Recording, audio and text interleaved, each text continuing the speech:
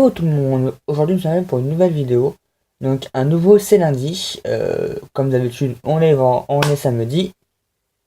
Et c'est un nouveau c'est lundi, pas c'est samedi, je sais plus ce que j'ai dit. Je sais déjà plus ce que j'ai dit, c'est un peu bizarre, la vidéo part déjà en cacahuète. Bref, j'ai pas beaucoup lu cette semaine, mais les lectures ont repris. Donc quasiment un livre de fait et normalement cette fois-ci mon téléphone est en mode silencieux. Donc il n'y aura pas de perturbateur dans cette vidéo. Voilà, ça c'est fait. Parce que les gens se reconnaîtront. Donc du coup, comme d'habitude, comme la semaine dernière, j'étais en train de lire des mangas. Et bah j'ai continué. J'ai lu le tome 28 de Yu-Gi-Oh! Le tome 29 que je n'ai pas en physique, mais que j'ai en scan. Je n'ai pas encore acheté le tome 29. Et le tome 30. Voilà. Donc je continue au fur et à mesure ma relecture de ce manga que j'ai lu et regardé en animé il y a très longtemps sur M6 Kid à l'époque. Mais ça existe même plus. Donc voilà. Donc hop. Je pense que quand d'habitude, pas besoin de le présenter ce manga là. Je pense que rien que le titre parle de lui-même. Voilà. Parce qu'il est connu. Autre tome que j'ai lu. Il s'agit de Space and Wolf, donc tome 2, de Asuna, oui, Asekara, donc aux éditions Ototo. Je viens de voir que j'ai encore la pastille savon du livre. D'habitude, c'est pas la chose que je retiens, les pastilles, les étiquettes et autres, mais là, elle y est encore. Souvenir. Donc un manga que ils m'ont gentiment fourni, grâce au partenariat que j'ai avec eux. Je vous avais dit à la dernière vidéo que j'avais lu le tome 1 que j'étais un peu mitigé, que je voulais voir la suite, comment était le développement, voir comment se passait l'histoire, puisqu'il s'agit de l'histoire de notre héros Lawrence ici, accompagné de la déesse des moissons, oui c'est ma déesse, Holo, donc qui a une forme de loup en fait, loup renard, et qui a décidé de partir de son village où elle faisait les récoltes. Elle ne faisait pas les récoltes, elle aidait les villageois et les terres à être plus fertiles pour qu'ils aient plus de blé, plus de rendement et compagnie sur leur production. Et du coup, voilà, elle décide de partir puisque avec les machines, les humains ont plus besoin d'elle et elle veut retourner dans son village natal. Oui, c'est ça, natal. Revoir ce qui est devenu avec le temps, puisque comme c'est une déesse, elle a je sais pas combien de siècles. Et j'avais peur que le manga s'essouffle vite et qu'il y ait vite plus un intérêt, puisque c'est des commerçants, ils voyagent et ça annonce pas d'action comme des combats, des manigances.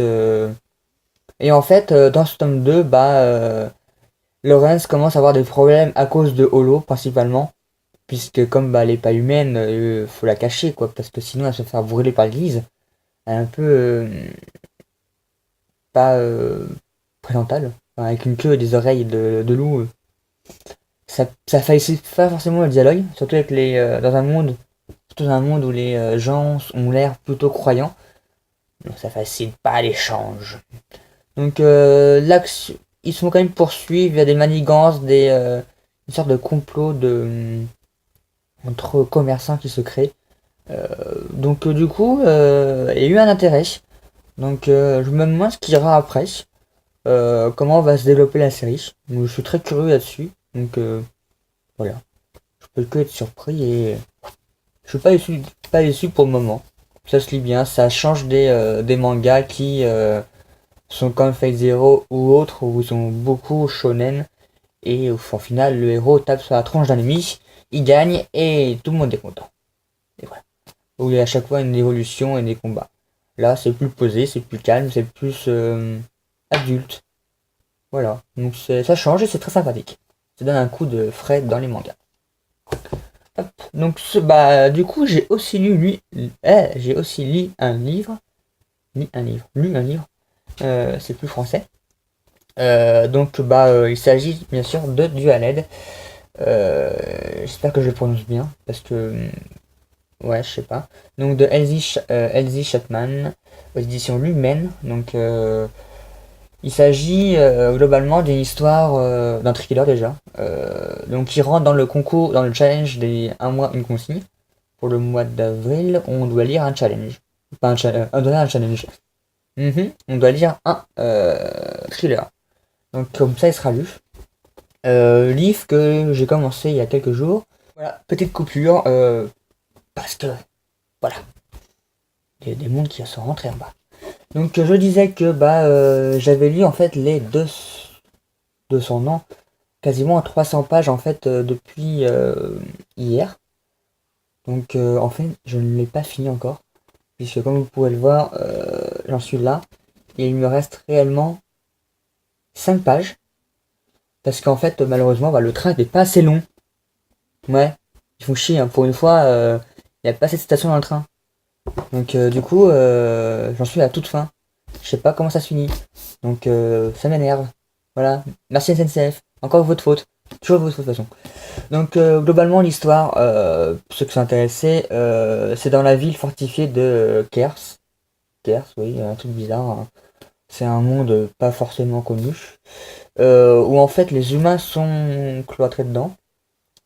La ville fortifiée se divise en quartiers, plus ou moins pauvres, riches, comme on veut. Et en fait, chaque humain qui naît, leurs parents doivent aller dans le conseil, demander un enfant, et leur code génétique est prélevé. Pareil pour notre famille, et en fait, les deux familles font un seul code. Donc, les deux familles auront un enfant qui auront le même code génétique, donc et qui vont naître, donc deux altes, comme ça m'appelait. Ils vont naître dans des familles différentes, grandir, mais ils auront la même tête, même visage, même voix, même corpulence. Sauf si l'autre il mange comme un obèse et l'autre il mange pas comme un obèse. Mais ça, c'est des facteurs, on va dire, non génétiques. Euh, donc l'enfant aura des caractères entre les deux familles. Et un jour, aléatoirement, entre leur 10e et leur 20e anniversaire, l'enfant et les deux enfants reçoivent chacun leur ordre de mission, qu'on peut voir dans leur pupille. Ils sont considérés comme activés. Et ils ont 31 jours, pas un de plus, pour tuer leur alter ego. Donc voilà. Et s'ils arrivent à le tuer, ils ont accès du coup à l'éducation suivante, à avoir un métier, à construire une famille, avoir des enfants, se marier et tout le reste. À savoir que quand ils sont aussi comment pas activés, mais qu'ils ont réussi leur mission, ils ont un meilleur boulot, ils peuvent manger la nourriture de meilleure qualité. Et avant leur activation, ils sont dans une école où ils apprennent à se battre avec des couteaux, de la cinétique, la synergie, des forces, comment sauter, se protéger, se battre, les armes à feu, tout ça. Pour réussir leur mission. Puisqu'en fait, dans cette ville-là, le plus fort ne peut que survivre et le faible mourir. Voilà. Du coup, on va suivre l'histoire de West, qui a déjà une famille décimée. Elle a plus de parents, son frère et sa sœur sont déjà morts, il reste plus que son frère Luke et elle. Et l'histoire commence quand Luke et West vont aider un ami à elle qui a un nom complètement chelou à prononcer, qui n'est pas écrit dans la description, donc je ne saurais pas le prononcer. Voilà, parce qu'ils ont tous des noms compliqués, en plus. Et je sais même pas comment le prononcer en fait, surtout. Donc ils vont l'aider. Et malheureusement, ça a mal se tourner. Luke va se prendre une balle perdue. Et d'ici là, West va vouloir, entre guillemets, se venger, entre guillemets, pour pouvoir devenir plus forte. Et ainsi pouvoir elle-même, comme on le devine, quand être va être activé, pouvoir gagner son combat. Voilà. Et voilà. Donc, apparemment, c'est un tome 1, d'après Livre Addict. Donc, j'ai bien adoré. J'ai même adoré. L'histoire est très prenante, donc un très bon choix de livre. Et j'ai hâte de savoir la fin parce qu'en fait, je sais même pas si elle y arrive ou pas. Parce qu'en fait, dans les 7 dernières pages, on sait pas encore. Notre mystère. Donc, du coup, on va dire que ce livre est fini parce que d'ici dans 3 minutes, quand la vidéo sera finie, j'irai le lire. Donc bon, voilà. Je pense que c'est fait. Du coup, en lecture en cours, il y a toujours les tomes 1 des élus. que j'avais mis en pause, comme je l'avais dit, si j'ai pas lu une seule page. Voilà, mais je vais le lire, c'est clair. Tac, on va le mettre là. Donc voilà. Et du coup, qu'est-ce que je vais lire cette semaine? Je vais lire le tome qui s'appelle Électrosensible, donc de Jérôme Durez, aux éditions auto-publiées. Pas édition, en fait, c'est auto-publié. Donc qui raconte, d'après ce que j'en ai compris, l'histoire de deux personnes, Laurie et Ulysse, qui ont des super pouvoirs, entre guillemets, puisqu'ils ont le pouvoir de blackout. C'est-à-dire qu'en fait, quand ils approchent autour de 500 mètres autour d'eux, tout ce qui est champ électrique et électromagnétique, et bah il n'y a plus. Donc ça doit être vachement chiant en fait. Parce que du coup tout ce qui est électricité marche plus, tout ce qui est télé, informatique, plus rien fonctionne. Il faut même pas aller à la banque tirer de l'argent. Donc bon, c'est ce qu'en dévoile le résumé. J'en sais pas plus. C'est un livre que l'auteur m'a gentiment contacté pour que je puisse le lire. Et voilà. Euh, donc je vais le lire. Et donc merci à lui de m'avoir contacté. Et je vais le lire de ce pas. Voilà. Donc hâte de voir. La couverture, c'est vrai qu'elle en dit pas grand chose. Juste un éclair. Bon. C'est pas qu'une couverture qu'on fait un livre. Mais ça aide de vendre un livre avec une belle couverture. Mais c'est pas l'élément clé. Voilà. Donc du coup, bah, je pense que c'est tout pour cette semaine. Donc merci à vous d'avoir regardé cette vidéo.